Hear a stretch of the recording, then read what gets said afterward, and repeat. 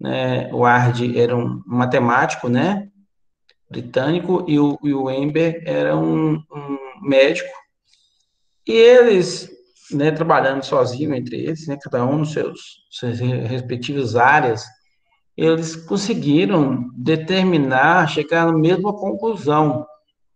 E que conclusão era essa?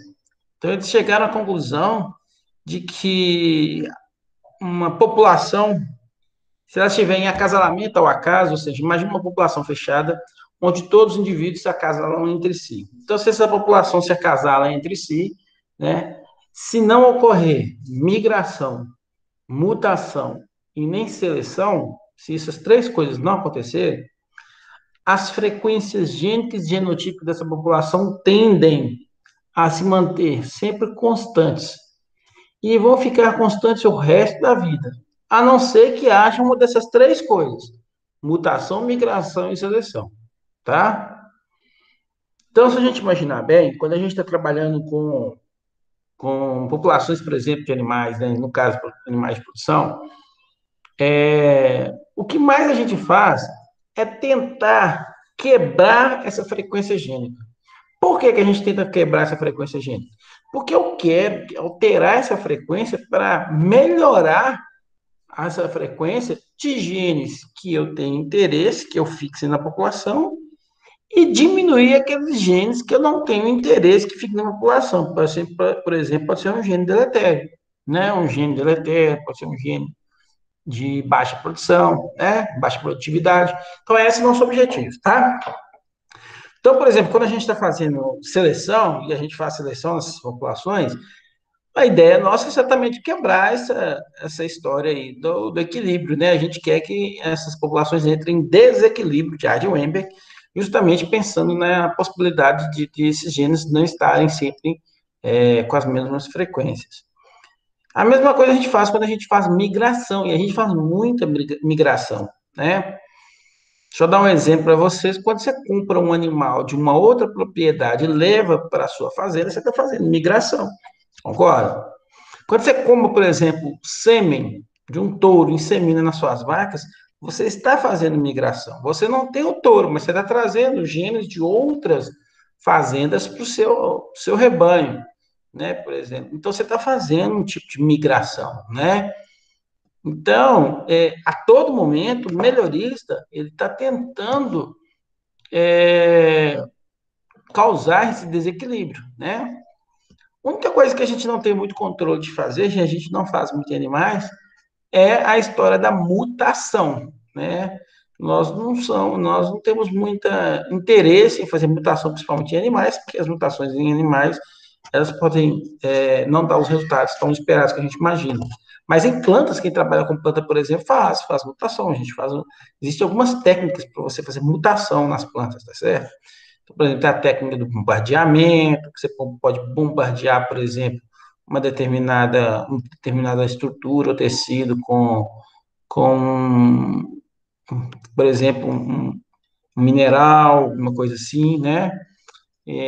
Normalmente se utiliza ouro, né? Ouro, partículas bem fininhas de ouro. O ouro, quando bombardeado dentro da célula, ele pode causar mutação. A gente pode causar mutação via, por exemplo, raios ultravioletas, raios infravermelhos. Em plantas, a gente tem algumas técnicas para fazer, para causar essas mutações. Mas em animais, a gente não faz isso, né? Bom, até mesmo porque essas técnicas de causar mutação, elas são muito invasivas, aí você pode deixar o animal em sofrimento. Em planta, como não tem esse problema, a gente pode causar mutação em planta sim, tá bom? Então, a todo momento, a gente está tentando causar esse desequilíbrio, tá?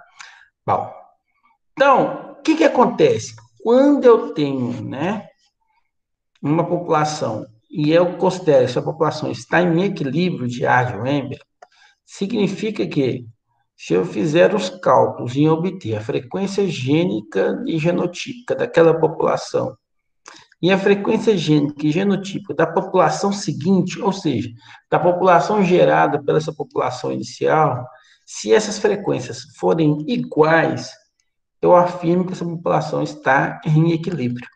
Se essas frequências forem diferentes, a gente diz que essas populações não estão em equilíbrio, tá certo? É mais ou menos essa ideia, tá? Deixa eu apresentar rapidinho para vocês aqui um exemplo para a gente entender o que, que é essa população está em equilíbrio ou não, tá? Então, eu vou compartilhar minha tela com vocês aqui, 2 minutinhos.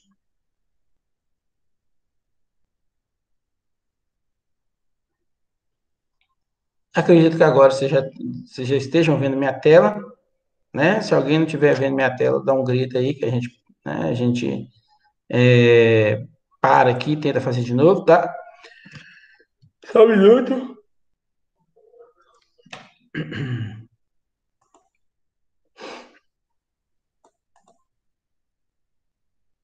Então, vamos lá.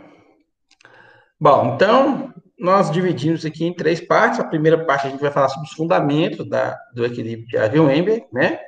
E aqui nós já temos, inclusive, a primeira parte, que é a lei deles, né? A lei de Hardy-Weinberg, que fala de uma população grande, sob o acasalamento ao acaso, na ausência de mutação, migração e seleção, todas as frequências gênicas quanto as frequências genotípicas permanecem constantes de geração em geração. Note que ele fala sobre população grande, e ele precisa de falar de população grande para ele evitar um negócio chamado deriva genética. Se ele não fala em população grande, você fala em populações pequenas podem ter um erro de amostragem. Vou dar um exemplo. Imagine que tem uma população muito grande, onde a maioria dos indivíduos são a grande ou a grande a pequena. Ou seja, eu tenho pouquíssimos indivíduos a pequena. Mas digamos que a partir daquela população grande, eu gere uma nova população, e na hora que eu for pegar os animais para formar a minha nova população, uma população menor, eu vou lá e pego animais, mas de forma que eu pego mais os indivíduos que são recessivos, ou a pequena do que os outros. Lembra, minha população tinha o maior número de indivíduos a grande, ou a grande a pequena. Mas na hora que eu for formar ela, eu pego só animais a pequena. Se eu fizer isso, eu estou fazendo um problema de amostragem. Ou seja, a amostra de pequena na minha população ela é pequena. E mesmo assim, eu peguei a maioria dos indivíduos desse tamanho. Né? Quando eu faço isso, eu tenho um problema de amostragem. E aí, a nova população que eu for gerar, ela vai ser gerada a partir dos indivíduos, né, com maior frequência de pequena do que os outros. E aí, isso vai dar uma população completamente diferente da outra. Né? E essa população ela ainda não está em equilíbrio. Por isso que ele fala em população grande, tá bom? Bom, então eu te dei um exemplo aqui, vou pegar aquele exemplo da aula passada. Os exemplos bovinos que nós tínhamos lá, onde nós tínhamos 100 vermelhos, R1, que eram os indivíduos homozigotos, 700 rosílios, que eram R1, R2, e 200 indivíduos que eram brancos, que eram R2, R2. Bom, se a gente for calcular a frequência genotípica e gênica da população, a frequência genotípica a gente viu como é que calculou na aula passada, não vimos? O que, que a gente vai fazer? Basta a gente pegar lá os 100 indivíduos que são vermelhos, dividir por 1.000, eu tenho 10%. A mesma coisa com os indivíduos rosíneos, 700 dividido por 1.000, 0,7. E a mesma coisa para os indivíduos brancos, que é 200 dividido por 1.000, que é 0,20. Pronto, está aqui. A frequência genotípica é fácil de encontrar e está aqui, né? É simples. A frequência gênica, eu só posso fazer frequência gênica a partir da frequência genotípica. Eu preciso fazer a frequência genotípica para eu fazer a frequência gênica, senão não tem jeito, tá bom? Então, a frequência gênica, como é que a gente vai fazer? Bom, a frequência do alelo R1 vai ser, né? Vai ser aonde eu tenho a alelo R1, que é aqui no primeiro, né? Dos indivíduos são todos vermelhos, todo mundo aqui é R1, né? Então é 10% mais a metade dos indivíduos rosídeos, que é 0,35. Pronto, 0,10 com 0,35, 0,45. Minha frequência do R2, se o primeiro já deu 0,45, eu nem preciso fazer esses cálculos. Basta fazer aqui, 0,55, porque a soma deles tem que dar 1, certo? Feito isso, a gente vai chamar essa população, então, de G0, que é a população inicial. Eu vou fazer, então, a população G1.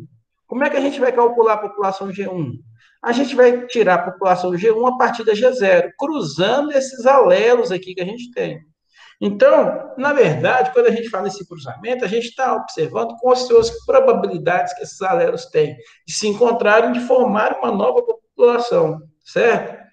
Então, quando a gente fala esse cruzamento, a gente vai colocar aqui de um lado todos os alelos, né, dessa população, que é o R1 e R2, do outro lado também o R1 e R2. E agora eu vou começar a fazer multiplicações.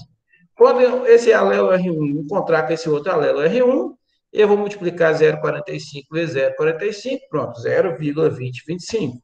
A mesma coisa com o R2, o R1 com o R2 aqui, vou multiplicar 0,45 do R1 com 0,55 do R2, vou achar 0,2475. Né? Embaixo vai dar o mesmo valor, porque também é uma multiplicação de R1 para R2, e por fim, entre 2 e R2, né? Que vai dar 0,3025. Ótimo. Feito isso, isso aqui é a minha frequência genotípica da população G1. Então, basta só contabilizar agora. Olha lá, vou pegar cada um deles, ó. Frequência do R1 vai ser 0,2025. Frequência do R1 R2, 0,2475. Só que somado aqui com 0,2475, dá 0,495. E frequência do R2, 0,3025. Pronto. Achei a frequência da genotípica na G1. Para eu achar a frequência gênica na G1, gênica é só dos alelos da G1, o que eu vou fazer? Pegar lá, ó, frequência do alelo R1, 0,2025 mais a metade desse aqui, porque a metade dele é de R1, não é isso? Da outra metade é R2. Pronto, dá 0,45. E eu pego aqui, ó, 0,3025 mais a metade de 0,495. Vai dar 0,55. O que a gente conclui com isso tudo? Olha lá. Veja bem, se eu comparar a minha frequência G0, desculpa, G1, frequência genotípica da G1, e a frequência genotípica da G0. Na G1 deu todos esses valores aqui, né? 0,2025, 0,495, 0,30,25. Mas a minha G0 não tem esses valores, né? Vamos lá. A minha G0 tem quais valores? Esses aqui, ó. Não é isso? A frequência genotípica da G0 é desse jeito. Então, note que a frequência genotípica da G0 é completamente diferente da minha frequência genotípica da G1. Já é um primeiro indício de dizer que essa população não está em equilíbrio, tá bom? A frequência gênica na G1, sim, são iguais, né? Se a gente olhar aqui, G0 e G1 são iguais. Mas, como a frequência genotípica já não é igual, a gente já considera que essa população não está em equilíbrio. Isso é suficiente para a gente considerar que essa população não está em equilíbrio. Tá bom? Então, basicamente, o que a gente vai fazer é exatamente isso. Eu vou pegar a frequência G0, gênica na G0, comparar com a frequência gênica da G1, vou ver se elas são iguais. Vou fazer a mesma coisa para a frequência genotípica, na G0 e na G1. Se as duas forem iguais, né, tanto na G0 quanto na G1, pronto, essa população está em equilíbrio. Se ela for diferente, ela não está em equilíbrio, tá certo? É muito simples isso, tá? Basta só fazer isso. Uma coisa que vocês precisam entender: sempre que uma população estiver em desequilíbrio, ela pode entrar em equilíbrio, tá? Nesse caso, veja bem, no caso aqui que a gente está tendo aqui, nesse exemplo, a população estava em desequilíbrio. Mas se eu fizesse agora a G2, vamos imaginar que a gente fizesse a G2. Como é que a gente ia fazer a G2? Ora, eu ia pegar a frequência gênica da G1 para gerar a G2, não é isso? Quando eu fosse cruzar esses mesmos alelos aqui da G1, seria exatamente o mesmo que eu fiz aqui, ó. Então, os resultados vão ser exatamente esses que a gente está vendo aqui na tela. Então, a frequência genotípica na G2 vai ser exatamente esses resultados. Quando eu terminar, eu vou conseguir observar que a frequência genotípica da G2 vai ser igual à frequência genotípica da G1. Vai ser igualzinha, as contas matemáticas são as mesmas. E que a frequência gênica da G2 também vai ser igual à frequência gênica na G1. Então, nesse caso, a gente vai poder concluir que essa população está em equilíbrio. Ora, a população não estava em equilíbrio na G0, ela entrou em equilíbrio a partir da G1, e agora ela vai permanecer em equilíbrio o resto da vida, a não ser que aconteça migração, mutação ou seleção. Se acontecer migração, mutação e seleção, ela entra em desequilíbrio. Se não acontecer mais mutação, migração e seleção, ela vai entrar em desequilíbrio, mas depois ela volta ao equilíbrio de novo. Lógico que quando ela voltar ao equilíbrio, ela não volta com os mesmos valores das frequências, tá certo? Ela muda esses valores das frequências, mas ela volta a entrar em equilíbrio de novo. Isso é muito importante entender, porque essa é a base do melhoramento. Principalmente para a gente pensar o seguinte, veja bem, se eu, né, faço seleção de uma determinada característica, e depois que eu atinjo um nível ótimo dessa característica, eu não faço mais seleção para ela, e passo a fazer seleções para outras características, em certo ponto, a gente pode dizer que eu não vou mais perder aquela característica, ou seja, o que eu ganhar, eu não perco mais. Tá certo? Até certo ponto isso é verdade. Depois a gente vai ver que existe uma história aí de correlação que pode atrapalhar os nossos planos. Mas até certo ponto isso é muito verdade. Ou seja, tudo que você ganha em genética você não perde, tá bom? Isso é muito importante para a gente, tá? Bom, pessoal, essa seria uma das primeiras partes da nossa aula. A segunda parte da nossa aula tem a ver com esse equilíbrio quando nós temos a presença do alelismo múltiplo, tá certo? O que é um alelo múltiplo? Só para a gente lembrar lá, a gente viu isso lá em genética, mas o alelismo múltiplo é quando eu tenho mais de dois alelos para um único gene, tá certo? Lembra que a gente trabalha, né? A gente acabou trabalhando aí com o R1 e R2. O R1 confere cor vermelha, o R2 confere cor branca, né? Mas existem alguns outros genes que possuem mais do que dois alelos. Ele pode ter três, quatro, cinco, seis alelos, até muito mais que isso, certo? Um exemplo é a cor de pelo em coelhos. Coelhos têm isso, tá? Coelho tem quatro alelos para o mesmo gene, tá certo? Então, por exemplo, o coelho, ele pode ser dessa cor marrom aí, agute, né? Quando é que ele vai ser marrom e agute? Quando ele tiver qualquer um essas combinações aqui, ó, de genótipos, tá certo? Mas ele precisa ter necessariamente um C mais. Se ele já tiver um C mais, não importa qual outro alelo ele terá, porque o C mais é o dominante, ele vai ter essa cor marrom aí, essa cor meio marronzada, que é a cor daquele coelho do mato que a gente às vezes depara aí na roça, a gente vê isso aí. Até que aqui, acho que, não sei se aqui na nossa região de Morrinhos tem muito, mas quando eu estudava lá em Viçosa, a gente, lá tem muito coelho do mato e é dessa cor aí, marronzinho, bonitinho desse jeito, tá bom? Bom, se esse indivíduo não tiver esse C+, o próximo alelo que fica sendo dominante, porque o C+, domina todos os alelos.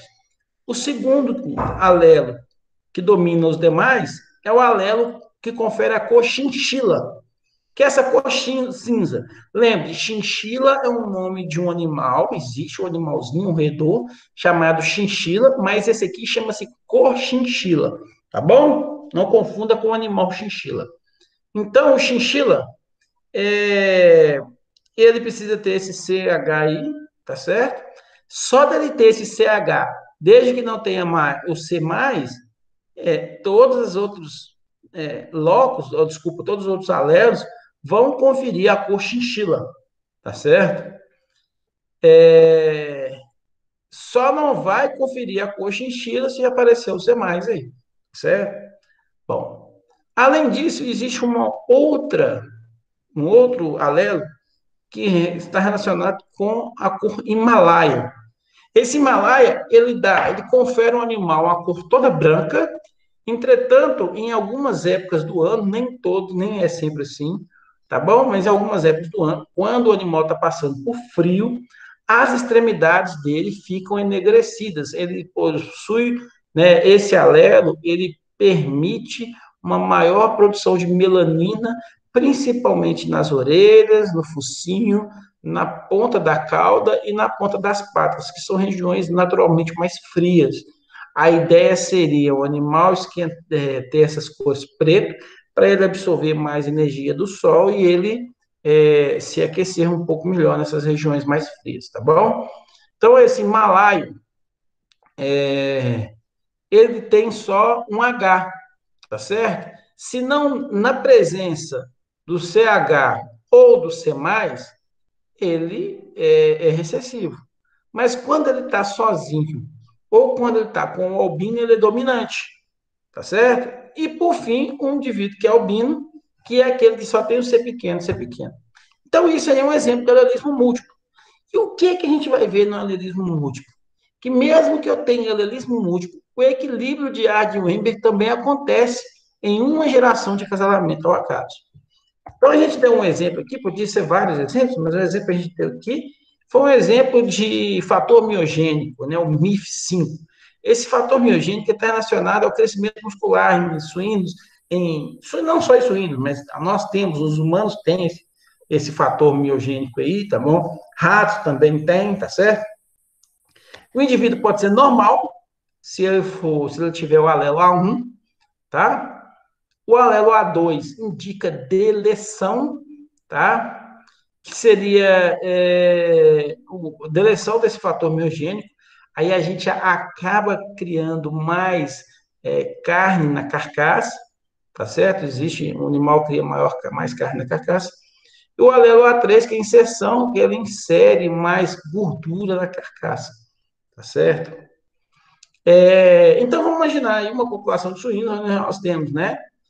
Então, 264 indivíduos que são homozigotos A1, 5 indivíduos que são heterozigotos A1, A2, 86 indivíduos que são heterozigotos A1, A3 e 4 indivíduos que são heterozigotos A2, A3. Essa população, isso é real, tá? Isso é um experimento real, feito lá em Viçosa, tá certo? É uma tese de doutorado do Fausto, tá? E nós temos, né, nessa população, nenhum indivíduo A2, ou seja, nenhum indivíduo que seja, que tenha deleção e nenhum indivíduo que tenha inserção, tá bom? Então, vamos ver o que vai acontecer com a frequência genotípica dessa população após a geração 1. Então, a frequência genotípica a gente vai continuar fazendo do mesmo jeito, não tem diferença.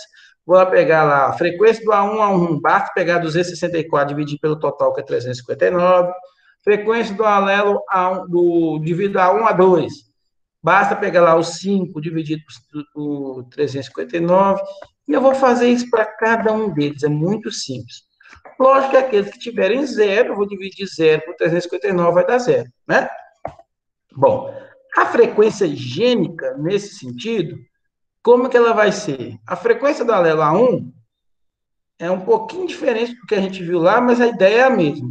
Eu vou pegar aqui, ó, todo mundo aqui que tem alelo A1, que é 0,7354, e somar com aqueles que têm metade de o alelo A1. Por exemplo, aqui tem a metade. Então, eu tenho que somar com esse aqui pela metade, né? Metade 0,0139.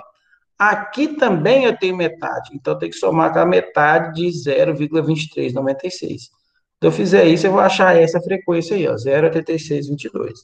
Se eu fizer exatamente isso para os três, eu acho a frequência gênica de cada um desses alelos, né? Do alelo A2, aqui eu tenho zero, mais a metade desse aqui, mais a metade do de baixo, e a mesma coisa com o alelo A3, certo?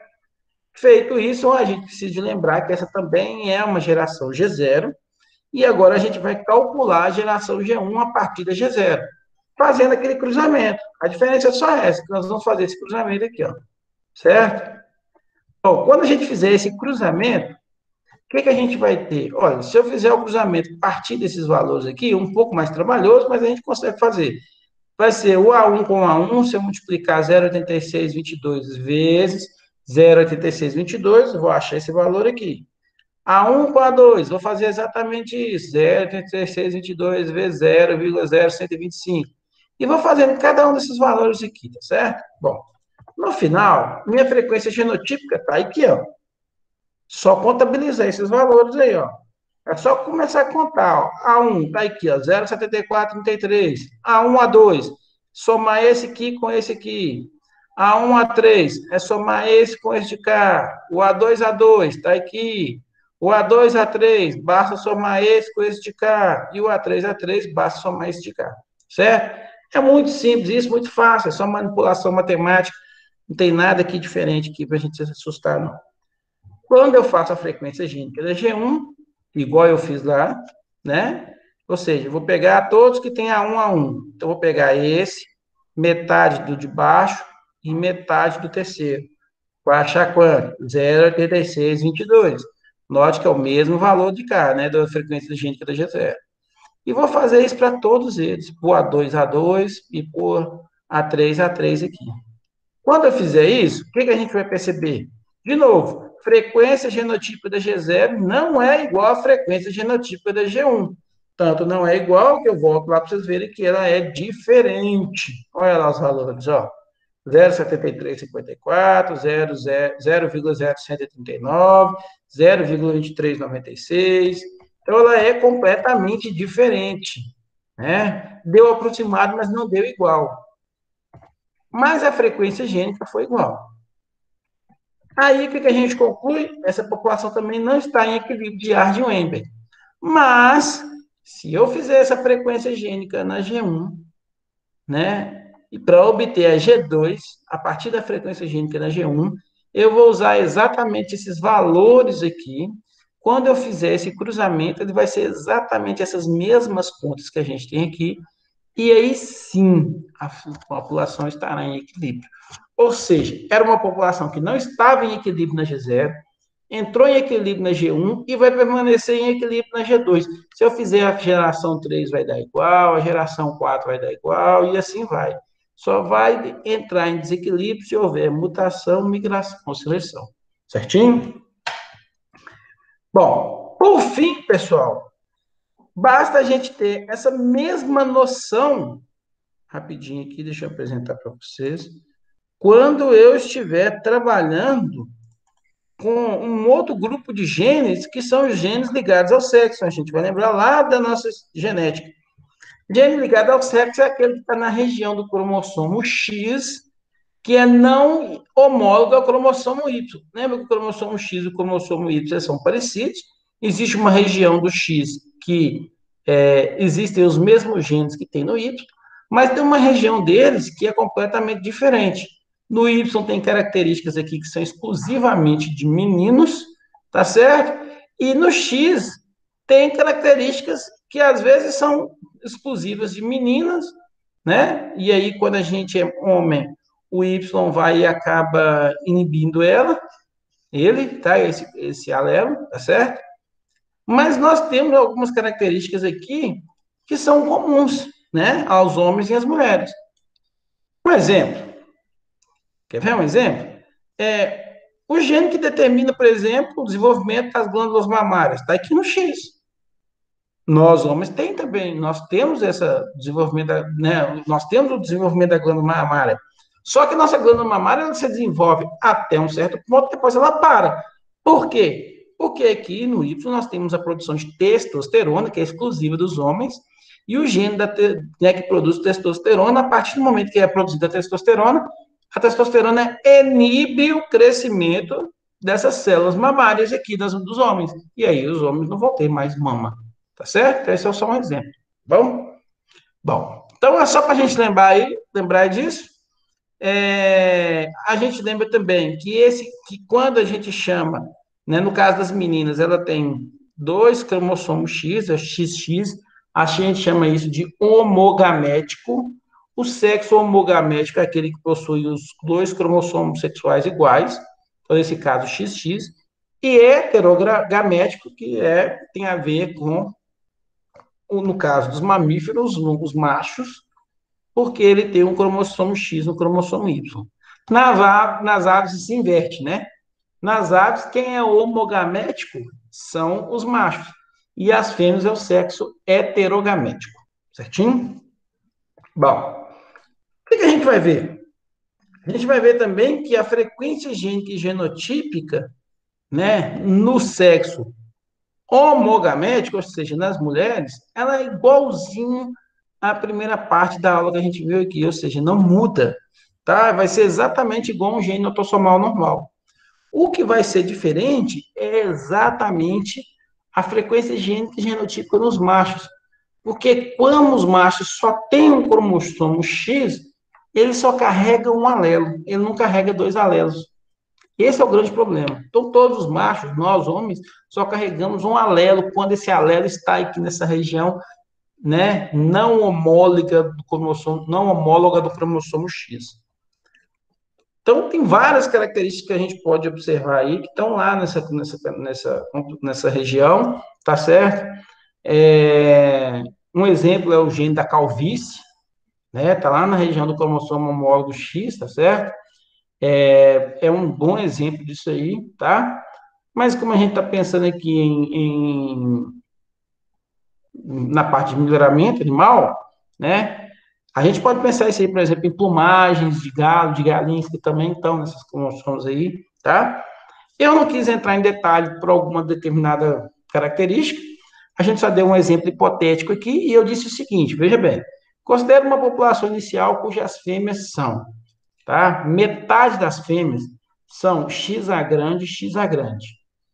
0,4, né, ou 40% das fêmeas são XA grande, XA pequeno, e 10% das fêmeas, ou 0,1, é XA pequeno, XA pequeno. Nessa mesma população, existem machos na seguinte frequência.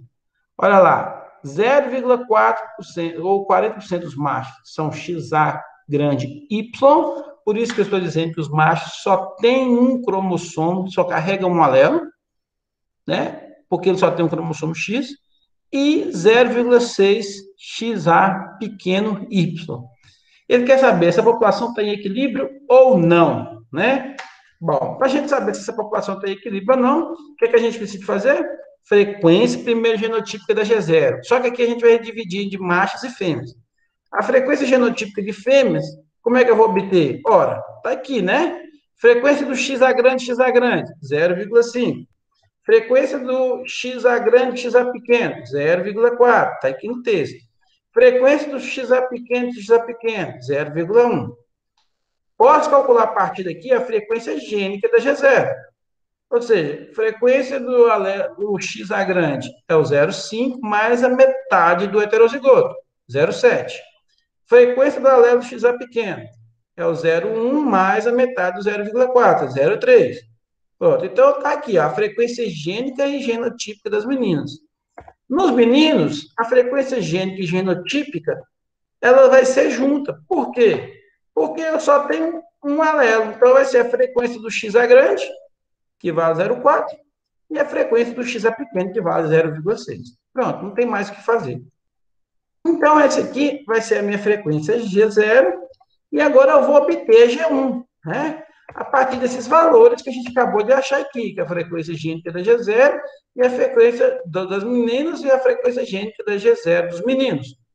Então, ao fazer o cruzamento, eu vou colocar aqui as meninas no cantinho aqui de lado, tá certo?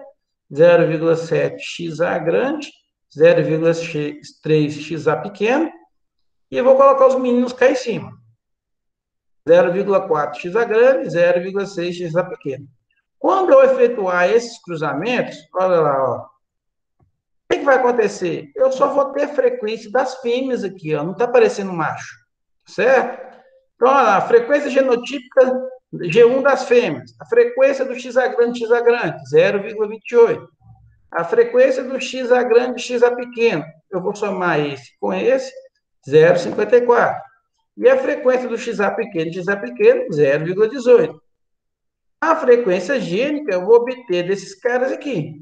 Então, basta fazer lá o 0,28 mais a metade de 0,54, que é 0,27, vai me dar 0,55. E a frequência do XA pequeno, eu já sei que esse aqui é 0,55, a outra tem que ser 0,45, né? Matematicamente aí. E dos meninos, como é que eu vou fazer? Ora, a frequência gênica e genotípica dos machos, ela é um pouco diferente das frequências gênicas e genotípicas das fêmeas. Por quê? Porque de quem os meninos ou os machos recebem o cromossomo X? Ele recebe o cromossomo X sempre da mãe. Por isso que às vezes eu brinco com os meninos assim, ó, quando vocês estão preocupados se vão ficar careca ou não, observe a família das maternas, tá?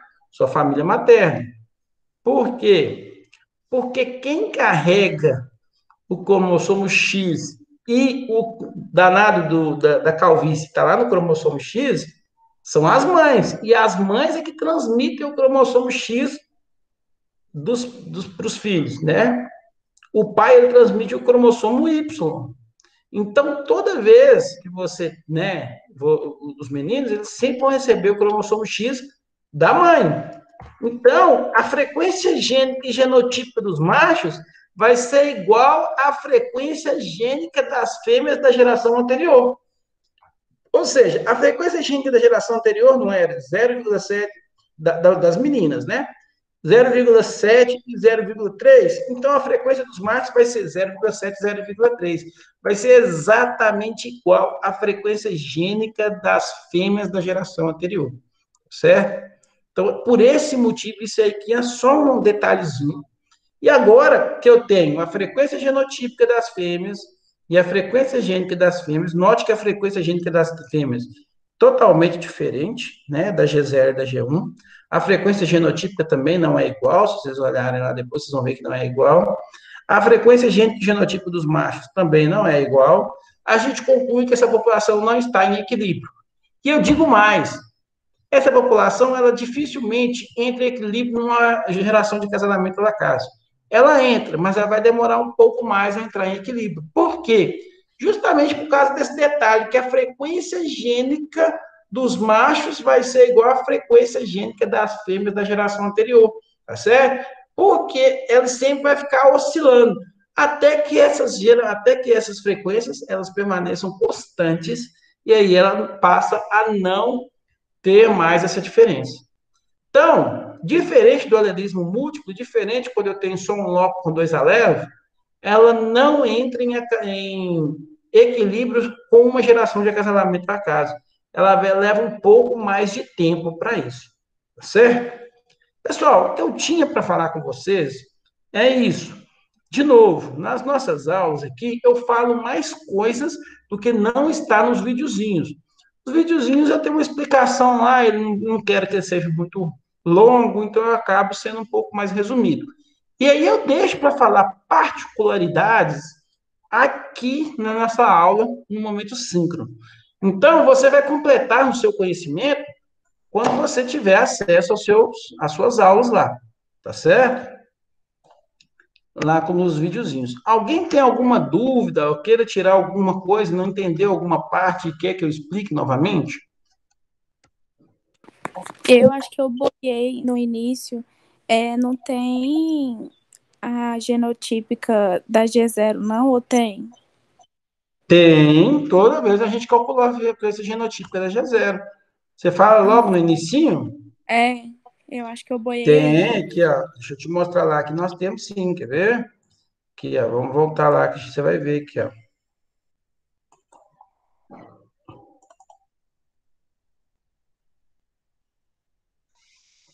Quando eu dei o primeiro exemplo aqui, ó, dos bovinos lá de. Deixa eu dar um segundo exemplo aqui, que esse aqui já. Né, vamos mostrar aqui, ó. Tem um segundo exemplo aqui, que você vai. Mas esse aqui também eu tenho. Mas aqui, ó, exemplo 2, que eu não falei na nossa sala, né? Nós não falamos agora na aula. Considerando uma população de 1.000 bovinos, sendo 250 vermelhos, 500 rosilhos e 250 brancos. Primeiro, calcula as frequências gênicas e genotípicas na G0. Né? A gente precisa calcular primeiro as frequências gênicas e genotípicas na geração, a população que a gente Esse tem, aí para teve depois. na sabatina. Hã? Esse aí teve na sabatina, não teve? Teve um parecido com esse na sabatina. Então, ó, frequência genotípica na G0. Olha lá. Frequência do alelo R1, R1. Eu tenho 250 indivíduos que são vermelhos, dividido pelo total, que é 1.000. Vai dar o total de quanto? 0,25. Frequência do indivíduo R1, R2, que é o rosílio. 500 dividido por 1.000, 0,50. E frequência do indivíduo R2, R2, que é 250 dividido por 1.000, que é 0,25. Olha aí, Bárbara, acabamos de calcular a frequência genotípica na G0. Para eu obter a frequência gênica, eu vou obter ela a partir dessa aqui. Então, ó, a partir dessa aqui, eu vou pegar metade, aliás, eu vou pegar todo mundo que tem R1, R1, que é 0,25, mais a metade dos heterozigotos. Vai dar o total de 0,5. E vou fazer exatamente a mesma coisa com o R2. Pegar 0,25 mais a metade, 0,50. Pronto, aqui, ó. Eu tenho a frequência gênica na G0 aqui. Certinho? Então, a frequência genotípica na G0, a frequência gênica na G0. Para obter a G1, basta fazer o cruzamento da G0 aí, só cruzar. Ao cruzar, a gente tem todas as gerações da G1 aí. E aí, ao fazer a G1, ao fazer a G1, ao fazer esses cruzamentos aqui, obter a G1, a partir desses valores aqui, eu tenho a frequência genotípica na G1, eu preciso fazer a frequência gênica na G1, e ao fazer essas frequências gênicas na G1 aqui, eu consigo saber se a minha população estava em equilíbrio ou não. Ora, olha lá, minha frequência genotípica deu 0,25, 0,50, 0,25. Exatamente igual à frequência genotípica na G0. E a frequência gênica na G1 deu exatamente também, 0,50 para o R1 e 0,50 para o R2. Sendo assim, eu considero que essas populações, então, estão em equilíbrio já de um M. Entendido? Entendi. Obrigada. Imagina. Pessoal, tem mais alguma coisa que vocês queiram perguntar, fazer alguma observação, alguma coisa aí? Bom, se não tem mais nada para perguntar, deixa eu só fazer essa chamada aqui rapidamente. E aí eu dispenso vocês, tá? Só um minutinho. Alguém ia falar alguma coisa? Pessoal, só um minutinho.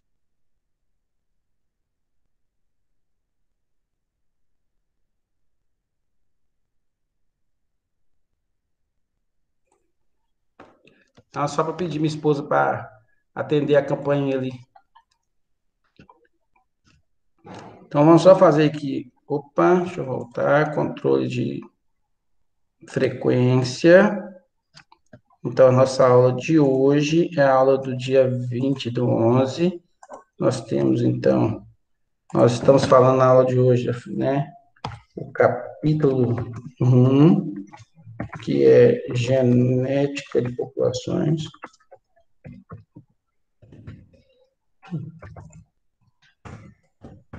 Então, vamos lá. O Antônio Cristão está por aí? Opa! Bárbara está aí, que eu vi, né? Deixa eu tirar isso aqui. Caio está por aí, Caio? Caio não. Carolina Vaz. Presente. Carolina Vaz está aí. Eduardo, eu vi que está aí também. Júlia está aí, Júlia? Acho que a Júlia está errado, parece, né? Você sabe dizer se o sobrenome da Júlia é Júlia Rodrigues de Assis? Não, é Júlia Amaral Silva.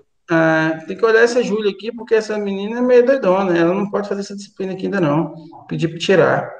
Larissa tá aí, né? Tô aqui. Eu vi. O Ramon também. A Marília tá aí, que eu vi. O Ramon também eu vi aí. E o Iago também tá por aí, né?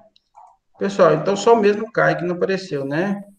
Então, ótimo, pessoal. Agradeço muito a presença de vocês. Era isso que a gente tinha para falar, certo? Nós vamos parar nossa gravação agora. Eu vou deixar disponível